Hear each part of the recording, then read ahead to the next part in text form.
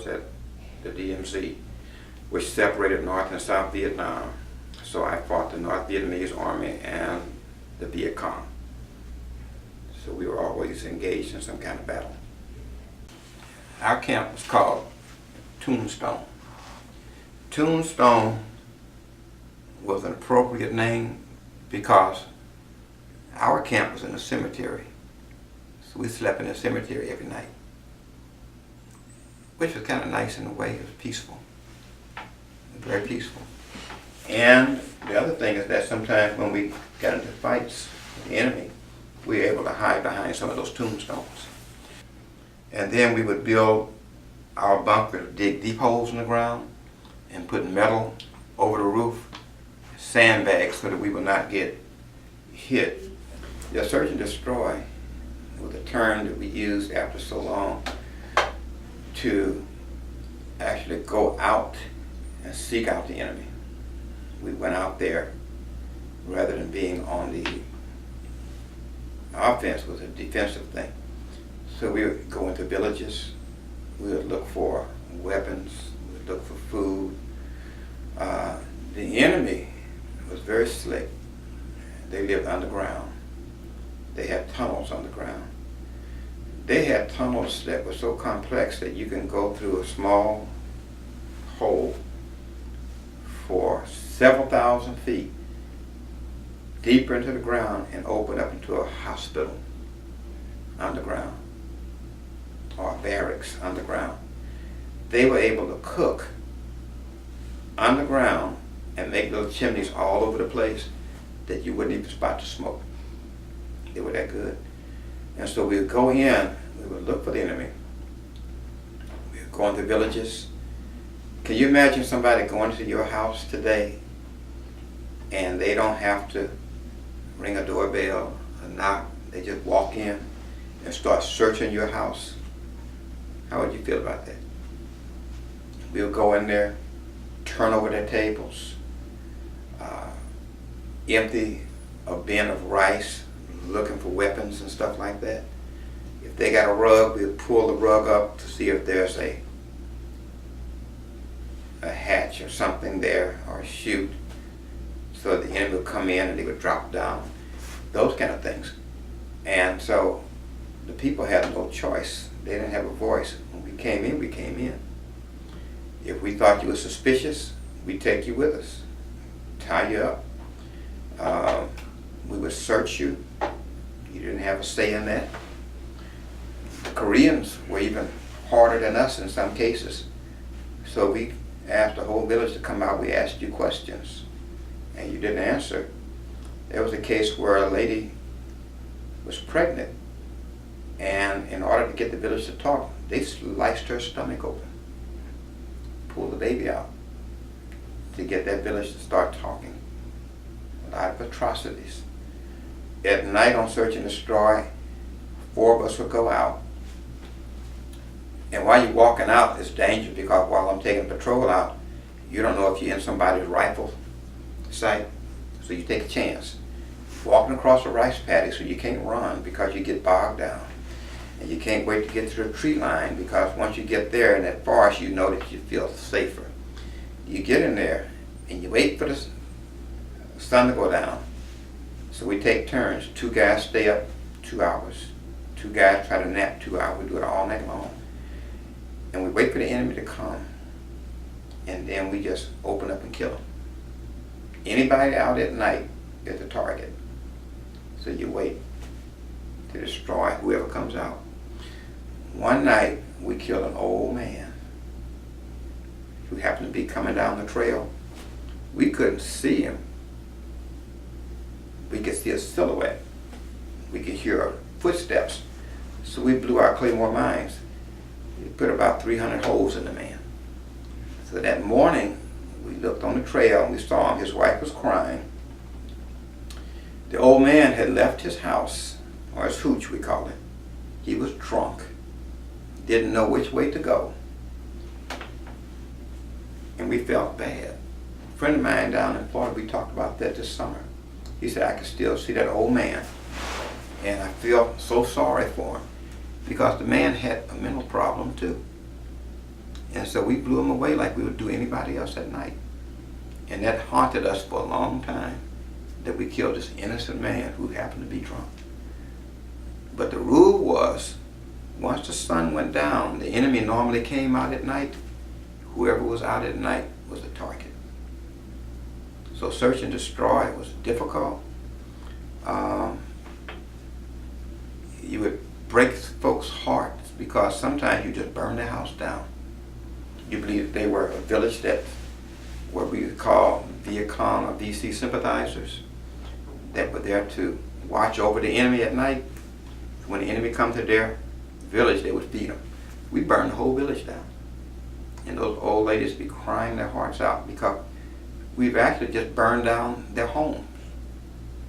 And it may not be much to us because it's made out of bamboo and straw and all of that, but it is as much of a home as it is your home.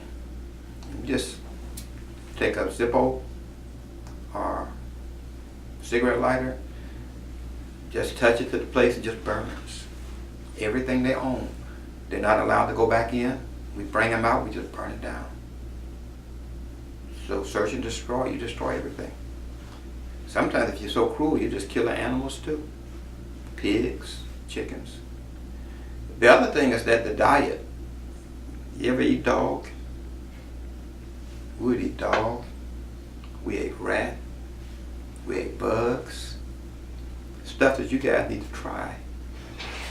Snake Alley was a trail in the jungle that we would use for ambush. Snake Alley was called Snake Alley because it was loaded with snakes. Snakes would drop out of trees on your shoulder. They would come out of holes. And you're laying there at night on ambush, and snakes were crawling across your body. And you couldn't scream, and you couldn't move because the enemy wouldn't know where you were. So how would you feel with Snake Alley? We had cobras. It was a serious place. We lost a guy one night to tigers. He was on ambush. Tiger took him away. So we had tigers. We had these apes. We had the snakes.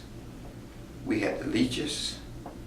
So when you got out of the rice paddies, you had to raise your pants leg up, take the leeches off of you because they were sucking on you. Very common thing with leeches. And then, again, you had the quicksand. You had the monsoon where it rained 30 days nonstop, so you're eating your food drenched in water. And if you want to take a bath during monsoon, you just take a bar of soap and you just scrub your uniform. It's going to get rinsed out. Nice life, isn't it?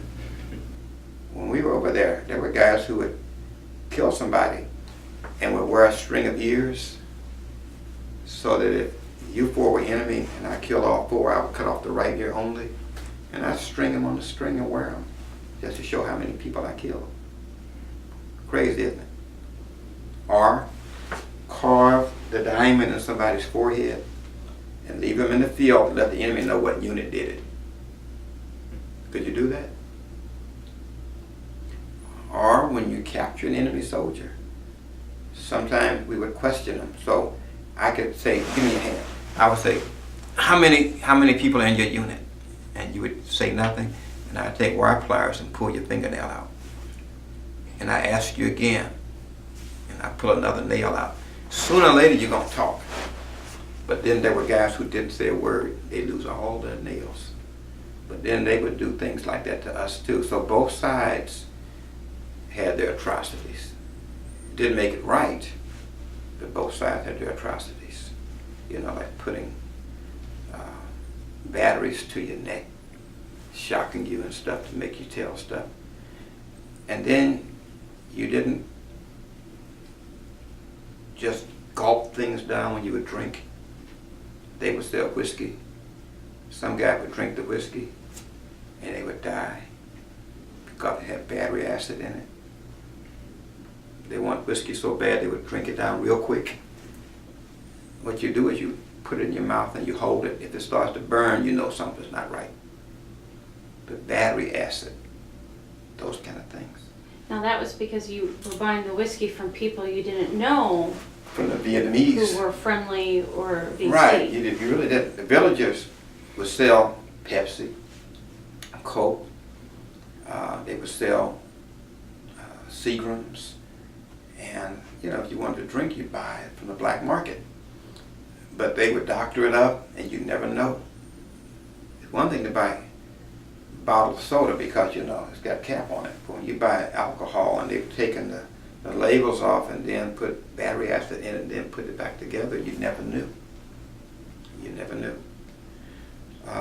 Here's one that I think you like. Sometimes the rice paddies had a bad odor. It was human waste to fertilize it. So sometimes they would have these ditches in the village full of human waste. We had a guy fall in one. Waist deep in human waste. Human feces. We called him Stinker after that. But we had to take him to a lake, let him get in there, guard him until he got clean. Things that they just ordinarily do that we don't do. It's an amazing, amazing place. Amazing place. To get stuck in quicksand was not fun. They have to pull you out.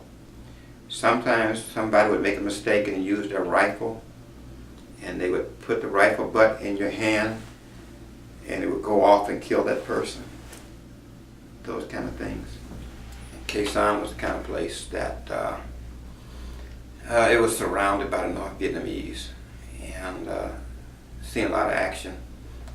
We were on an ambush team one night, and I heard a branch break. So a North Vietnamese soldier had actually stepped on a branch that alerted us. We were about to blow our claymore mines, and they were already there trying to turn around to blow us up. So we killed those guys. Then we went into combat. We fought from about 6 or 7 that evening to about 6 or 7 that next morning, non-stop. We killed over 200. They killed 7 of us, and we had 35 wounded. We were almost overrun. We had what we call Puff the Magic Dragon. It's a gunship that fires electric miniguns that had to circle our camp and fire from the sky in order to help us win that battle. That was a long, scary night where the gun barrels turned red. You were throwing grenades. We were actually fighting hand to hand with knives in our hand, that kind of thing. Very scary night at Khe Sanh. We had a couple of tanks blown up. What they would do at Khe Sanh, the enemy would come to our wire. The first group was coming to die on our wire because they knew we would kill them. But that was their purpose. The second group would use their bodies to walk on over the wire to get to us. And they had mines and bombs on them, so they would run in and hug you and blow the thing. So it was scary. It was very scary. You had to cut guys' throats, stab them, and they were doing the same thing. So yeah, Khe Sanh was a very serious thing. Abraham was very close to me. He was uneducated. I would write all of his letters for him because he couldn't write. Sometimes I would read them to him. And Abraham's wife would not send him letters saying, "I love you." She would send letters saying, "I want more money." She would never ask, "How are you doing?" She would never say, "Take care of yourself." She showed no concern. And he had gotten to a point where he couldn't take it anymore. And so when he went crazy, I was still at the camp and didn't know that they had sent him back to camp. In the jungles, he screamed, "We're all going to die. I see blood." They took his rifle, they took his hand grenades, and they marched him back to camp. I put some claymore mines out.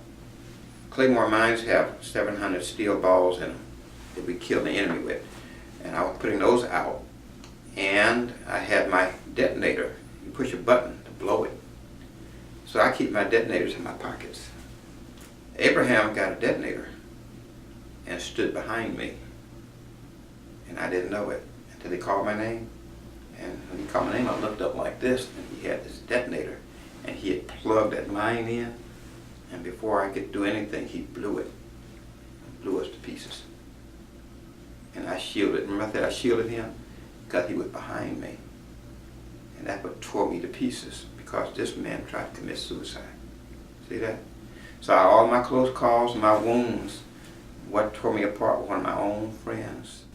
Ripped my face open, took the right eye out, blew the left leg off. The right leg was about off. Chest open, the top of the arm was torn off. Damage from head to toe. I have metal in my foot. I got metal in my entire body, to the point that if I go to the airport, everything starts ringing, the scanners. And so it was so bad that I think it took 30 surgeries to put me back together again. I had to rebuild the eardrums, reconstruct part of the face, and then you have the psychological injuries that are even greater than that, because then you start to feel self-conscious, you feel ashamed of how you look. You don't want people looking at you. You try to walk as normal as you can so they won't know, but the more you try, the worse you walk, those kind of things. So after a while, you just have to come to a conclusion that this is life. And if someone don't like looking at your scars, then they have the problem. But with the injuries and being in the hospital a year, I was on the ward where most people were not expected to live. We would actually make bets on how long somebody would live. So it was that bad. A few weeks later, and Abraham wheeled himself into the room. This eye was covered with a mesh. I could barely see, but I recognized him in a wheelchair. And he came in, called him. He came over and looked at me. He looked me over because he couldn't tell who I was. And he said, "This Byrd?" I said, "Yeah." He said, "Did I do that?" I said, "Yeah." You know, I said, "Don't worry about it. It was an accident." And then his mind snapped like that, and then he wheeled himself back out. And that was the last time I saw him. So he was still unstable. Somewhere when he got back here, he married a Japanese girl he met in Japan. And when the TV show Unsolved Mysteries tried to reunite us, that's when we found out that he had died from heart disease, so she's back in Japan. But he never talked about the incident at all. Never talked about it. But being so superstitious, that was a place that he should never have been sent to. When you're talking about you seeing ghosts, you see blood, and being in a cemetery for a camp, all those kind of things. He had never been to the zoo. He had never seen a monkey. We walked through the jungle, he said, "Look at a monkey," you know, thing that we see all the time. He couldn't believe it. And it was just too much for him to take in. And I kept telling the chaplain, "You got to get this guy out of the country because he's going to go crazy." And The captain or the chaplain? The chaplain. The chaplain. The chaplain ignored it. I told the captain. The captain ignored it. When they radioed the captain and said, "We're going to send Abraham back to camp," he's cracking up. "Don't send that coward back here." But they walked him back anyway. So it was really the captain's fault that all this stuff happened. Now that captain called me on the phone years ago when he read about me in a magazine. And he said, "This is Captain Humphreys. I am so happy to know that you've gotten on with your life, that you survived, and that you're doing things." And that was the end of it. Never heard from him. So what he did, he changed his number so I would not have to contact him because he knew everybody hated him. One of my friends tried twice to kill him because they blamed him for me getting messed up. Each time he got a bead on him with his rifle, he couldn't do it. He lost his nerve, which I'm glad he did. That was the same one I told you about that I saw over the summer. But they were all hurt. I'm told that everybody basically cried for 2 weeks after I left because we were close. But it was the captain's fault. It should never have happened. It shouldn't have happened. He should have listened. So now he has to live with that, you know. So I didn't have hate for Abraham. I had hate for that captain for those years. And I guess I could have probably killed him if I had found out where he was. So all of that's gone now, that kind of hate. It doesn't do you any good, and that's it. This is the computer. This is what I plug in at night to charge the battery. This port here is what you plug a laptop in to program it. So it knows when I want to bend, how far I want to bend. It knows how far I want to ride my bike. All kinds of things.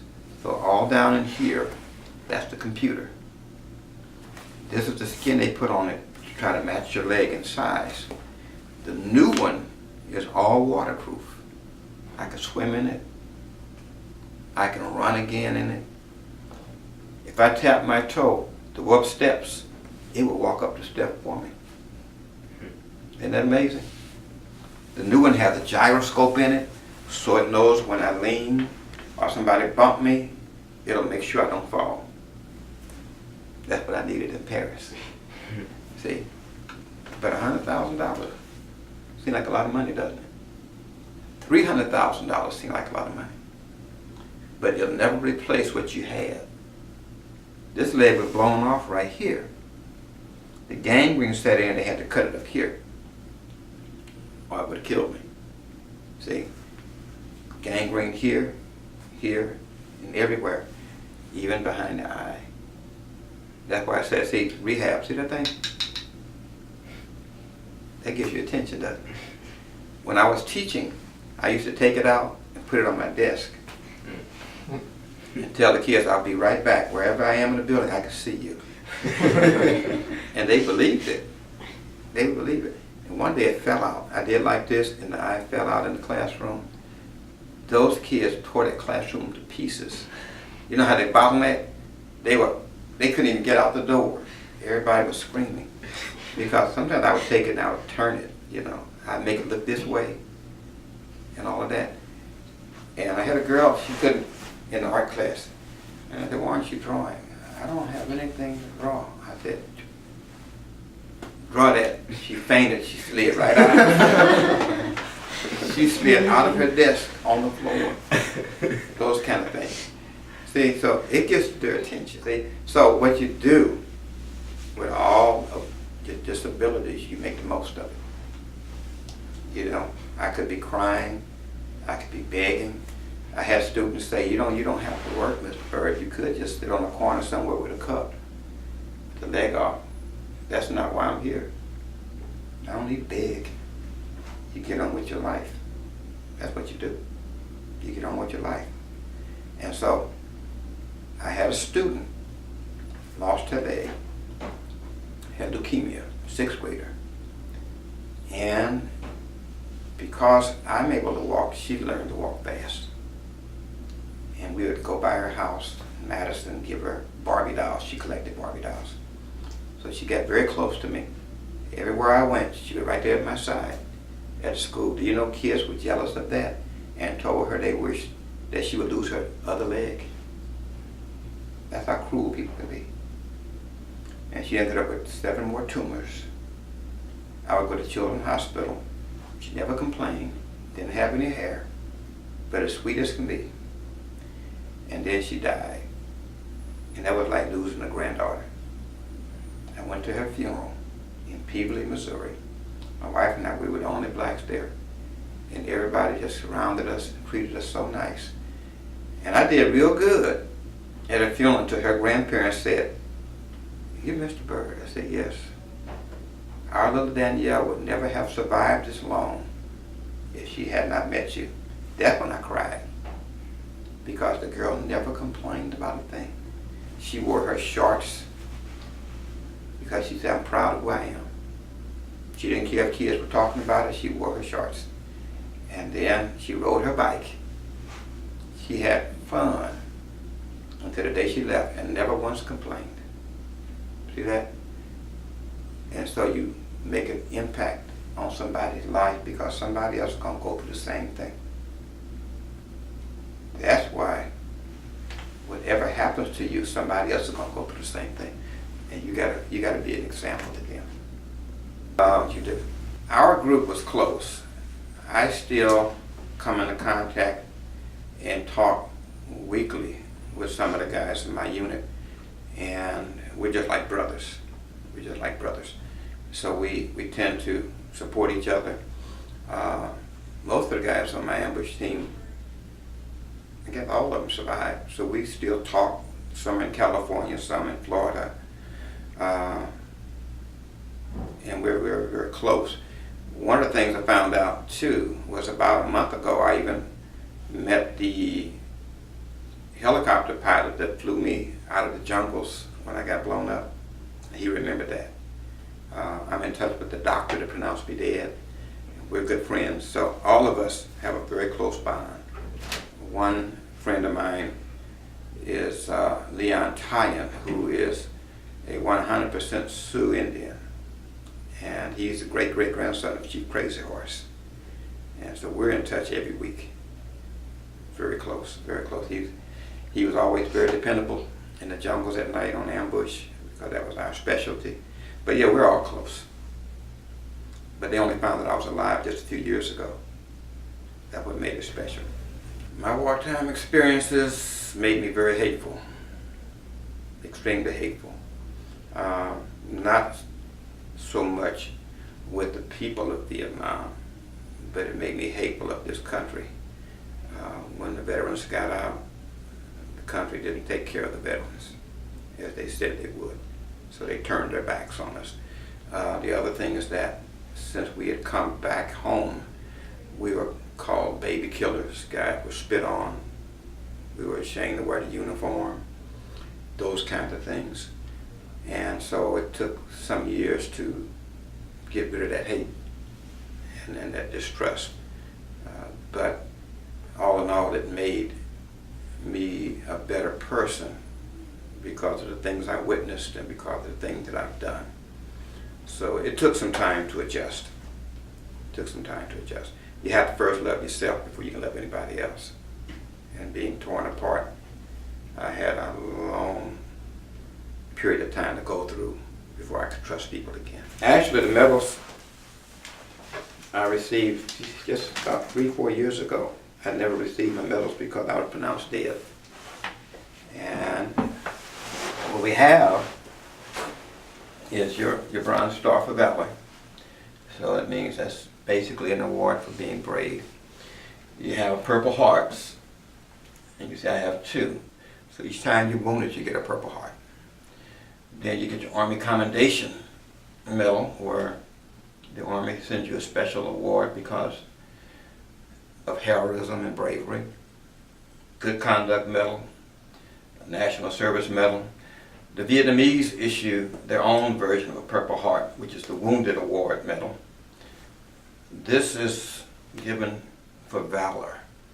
So when you're in combat and things like that, if you are proving yourself to be very brave, then you're issued this medal. It's called the Vietnam. If I can remember how that went.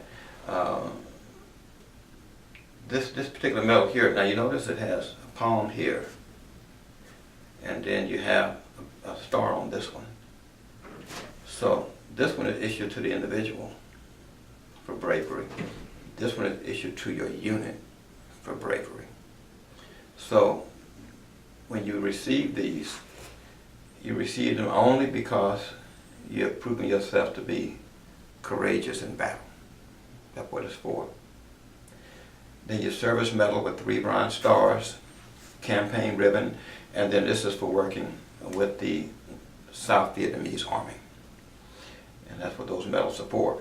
And what happens is that they're reflected, so if you have a uniform on, a dress uniform, instead of having these on your chest, you wear these on your uniform. This is the Combat Infantry Badge. You only receive that if you've actually fought in combat. If you haven't fought in combat, you don't get this one. Most people really want 2 medals when they're in the Army. Like the young man that said he can't wait to be in 11B. 11B means combat. That's an infantry. And so, you notice this is blue, and this is blue.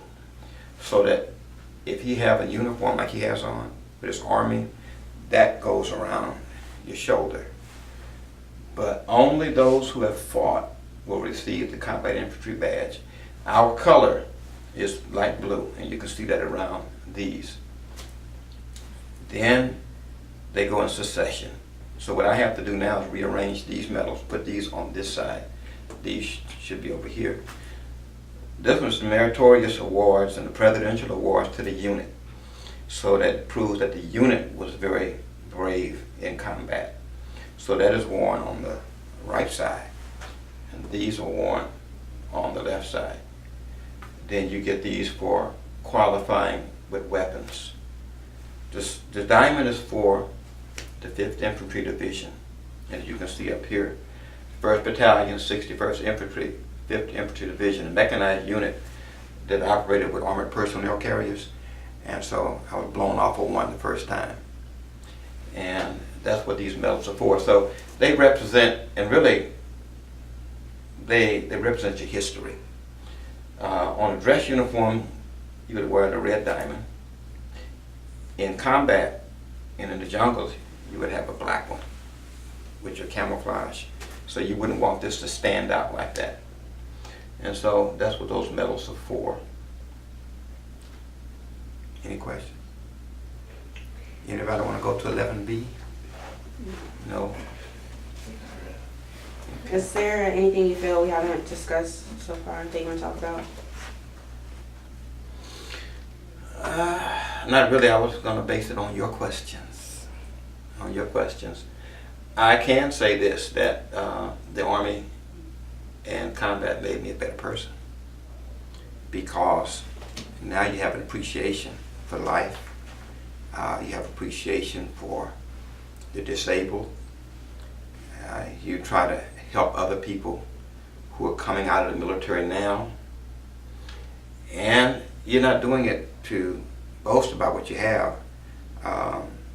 You're doing it because you've learned a hard lesson in life. And so when you look at the medals, they're just a reminder of where you've been and the fact that you survived combat. I always believe that God watched over me throughout that whole war. And so when I look at those medals, it's a reflection so that I can thank Him for helping me to get through it. See, it doesn't matter if you get medals for being brave and being courageous. You can't do anything if you don't learn how to pray to get through these things. I've had the enemy step over me in the jungle at night, never saw me, stepped over me and missed me. And I stood beside them in the jungles at night, and they never saw me standing in their faces. You know, those kind of things.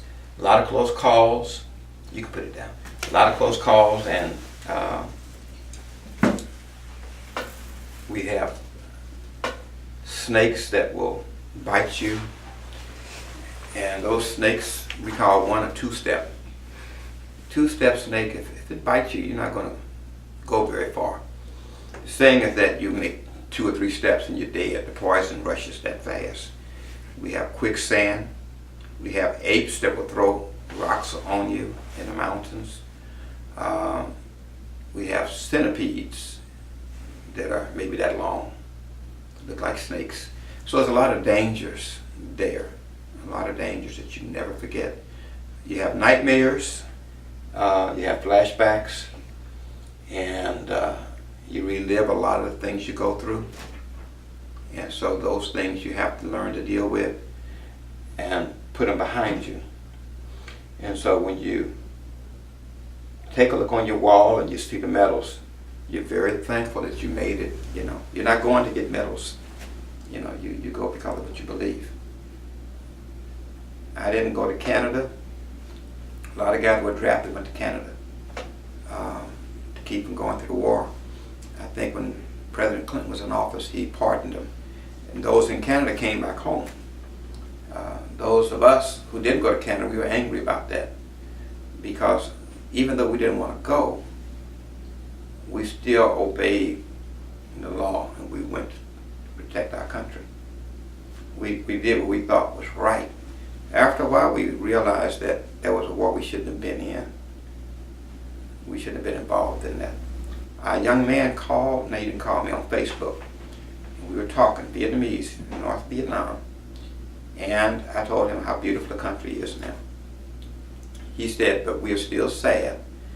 Our country was better before it turned entirely communist. That was the last time I heard of him. He was in a cafe where they have the internet, wireless. When he contacted me, they had to have monitored that I never heard from him again. He said the wrong thing over the internet, that the country is in worse shape under communism. We don't know what they did with him. He could be in prison. Whatever happened, he was a young architect, but he was never able to contact me again. So, being a communist country, you can go to your computer lab here. They can go to a computer lab there, and the government is listening in and watching your every conversation. How do you feel about that? You have freedom of speech. They don't have it. When we left and the communists took over, those people had to be re-educated to the communist ways. If you didn't accept it, you were either put in prison or killed. You can say what you want to in this country, and not. You can even talk about the president because of freedom of speech, and not get in trouble, as long as you don't threaten him. Over there, you can't say a thing in a communist country without going to prison. See, so that's that freedom we're talking about that you have here that other countries don't have. It's different, very different. I think the main thing they need to know is that we served honorably. We were committed.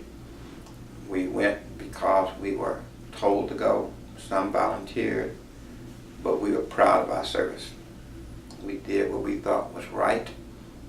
We felt that we were defending South Vietnam from being overrun by communists. We just want to be appreciated because we did do what we thought was right. We weren't baby killers like they say. We didn't deserve to be spit on. Guys didn't deserve to have to come back to this country and change their uniforms at the airport and put on civilian clothes so somebody would not know that you're military. But then when they look at our shoes and they see those Oxfords, they'll know, or the jungle boots. And so we didn't deserve to be treated like that. We did what we thought was right. We served our country with honor. I was at Normandy Beach the other week, and I walked among those graves and the people who died on D-Day. Those are heroes. You know, you look at that sacrifice, all those white crosses, and you think about those guys that didn't come back. Same thing happened in Vietnam. And so, what we want the school system to do is to teach the history of Vietnam, to show that it's a part of our history. You can't ignore it, and you can't deny it, but appreciate the sacrifices, because now that we're getting closer to our 70s, and some guys are in their 70s now, they're dying at an alarming rate. Just like World War II, there are not too many guys left. Same thing in Vietnam. Thousands of guys are dying every day with no appreciation for what they've done. We shouldn't be ashamed of our service because we're proud of our service. We just want the youth to believe that it was a good cause and to give us the respect and recognize that we are a part of history. That's what helps you to be what you are now, to do what you want to do and to go where you want to go because of those who have gone before you. So you should be enjoying your freedom, but it comes with a cost. It comes with a cost. You have to die. Folks have to die to keep that freedom. So you shouldn't erase us like we don't exist, but it's because of all these veterans that's made this country what it is. It has its faults, but we're still the greatest country in the world. You can't change that. Mr. Byrd was drafted into the United States Army at the age of 19. He served in Vietnam as part of the mechanized 5th Infantry Division, and saw a lot of action in the demilitarized zone, fighting the North Vietnam Army and the Viet Cong. Sergeant Byrd experienced the horrors of war firsthand while out on ambush patrols and in the fierce defense of Khe Sanh. He was seriously wounded, even declared dead, but with God's help he managed to put his life back together and find peace, overcoming many obstacles and severe physical disabilities. We were all a bit nervous prior to the interview with our veteran. We weren't quite sure what to expect. Some of us were thinking Mr. Byrd might be like other veterans we had known, bitter, grumpy old men who suffered from PTSD and drug and alcohol abuse. Mr. Byrd, however, was just the opposite. He was very open about his experiences, very kind and very loving. It was a nice change compared to what some of us were used to. Mr. Byrd told us that his war experiences had made him very hateful at first. He was angry that our country didn't take care of the veterans returning home, and sometimes the veterans were spit on and were even called names. This was very surprising and unbelievable to us. We couldn't imagine how a country could turn its back on its veterans. Mr. Byrd also endured over 30 surgeries to repair the extensive injuries to his body. Today, Mr. Byrd is an inspiration to us, because he was able to eventually let go of the hate and become a loving, caring person. He told us that we have to first love ourselves before we can love others. He doesn't let his physical limitations prevent him from doing what he wants to do. We were also struck by how young Mr. Byrd was when he entered the Army. He was 19 years old when he was forced to go overseas and fight and almost die for our country. We are 17 years old and can hardly imagine young people our age going off to war. We have learned a lot from Mr. Byrd. Teenagers, including ourselves, often complain about our lives, but at least we get to live teenage lives, unlike many veterans. Mr. Byrd made it very clear to us that we cannot take anything for granted. There is no point in being angry all of the time. You have to love yourself in order to love others. We really took this advice to heart because it really speaks to us. Mr. Byrd is a very special man, and we are grateful to have someone like him representing our country. Mr. Byrd has touched many hearts with his story, including ours. We hope many more people can enjoy this interview and learn from our veteran. Thank you, Mr. Byrd, for your service, your sacrifice, and sharing your experiences with us.